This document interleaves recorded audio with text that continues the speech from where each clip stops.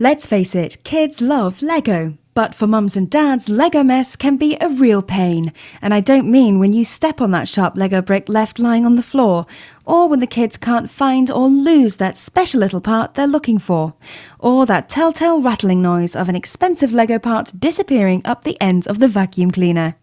So if you're sick of Lego mess in your house, you're going to love Box4BLOX. Simply stack the 4 trays with the small, medium and large grid trays on the base tray. Load the Lego bricks into the top, leaving the obvious large pieces for last. Gently shake the box as you load it, tilting it occasionally to keep some grids exposed.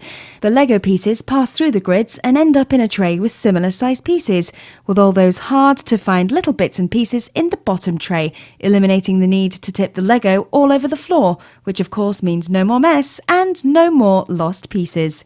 Made from high-quality ABS plastic, the same plastic Lego uses.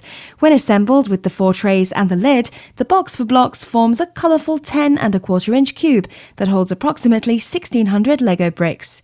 The Box4BLOX is sold exclusively online, so if you want to get rid of that Lego disaster zone in your house, order yours today.